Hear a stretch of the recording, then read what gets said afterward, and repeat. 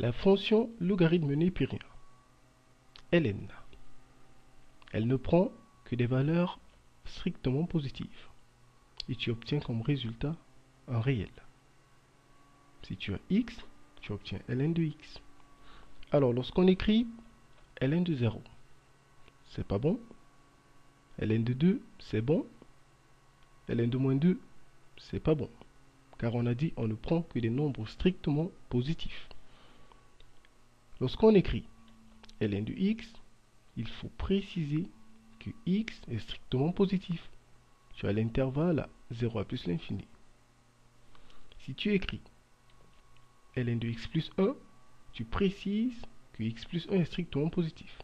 C'est-à-dire x plus grand que moins 1, comme domaine moins 1 à plus l'infini.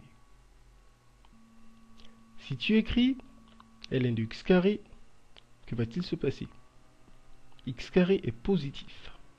Mais on a dit qu'il faut être strictement positif. Strictement. Alors, on va éliminer 0. Et là, tu auras une réunion d'intervalles. Moins l'infini 0, 0 plus l'infini. Et si tu écris ln de x carré plus 1, que va-t-il encore se passer? X carré est positif. Si tu lui ajoutes 1, tu obtiens un nombre plus grand que 1. Et si on est plus grand que 1, forcément, on est strictement positif. Alors, il n'y a plus de conditions. Et là, on a l'intervalle R.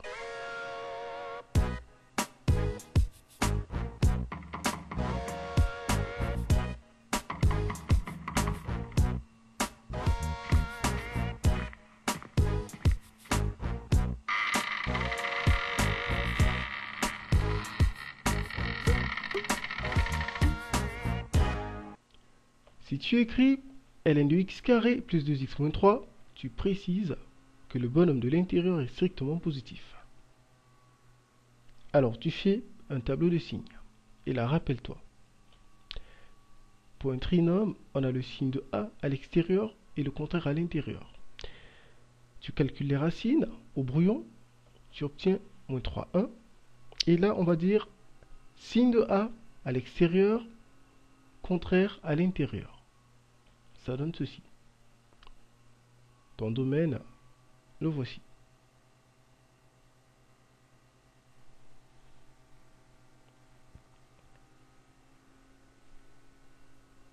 On prend une dernière écriture. Tu précises que le bonhomme de l'intérieur est strictement positif. Ensuite, tu fais un tableau.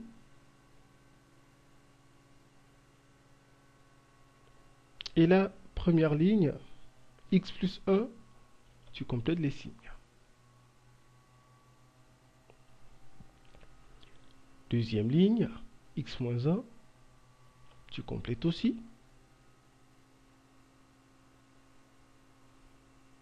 Et troisième ligne, tu complètes.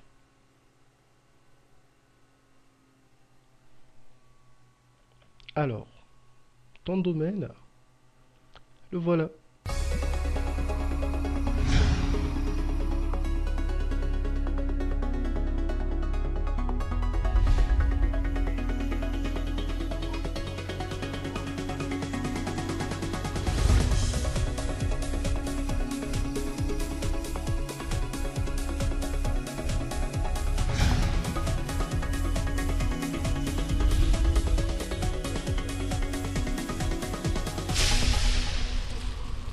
Alors, ln de 1 c'est 0, ln de e c'est 1. E est un nombre au même titre que pi. Ils ont été découverts ensemble. Propriété, ln d'un produit, c'est la somme des ln. Ln de racine de a, c'est 1 demi de ln de a. Ln d'un quotient, c'est la différence des ln. Ln d'un inverse, c'est l'opposé du ln. Et ln d'une puissance, tu fais sortir l'exposant. Ça fait p ln de a. P est un entier relatif.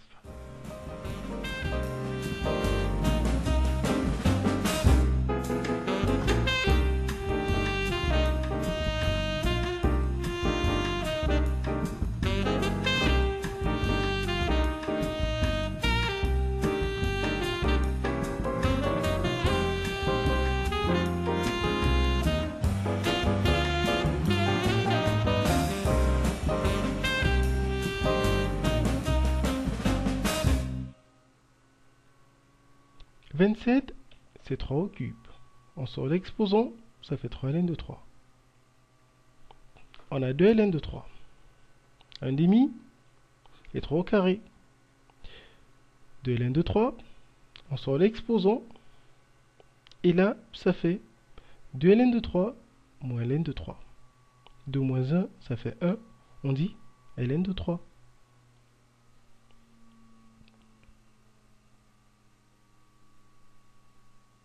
On continue.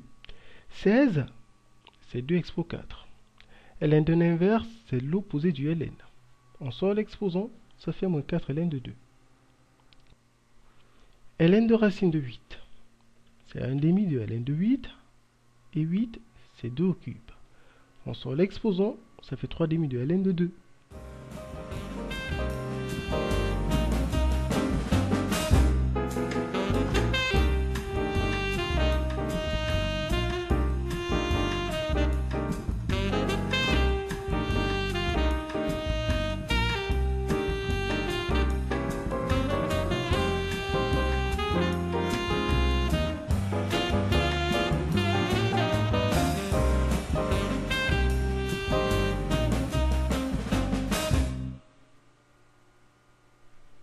Rappelle-toi de ces formules.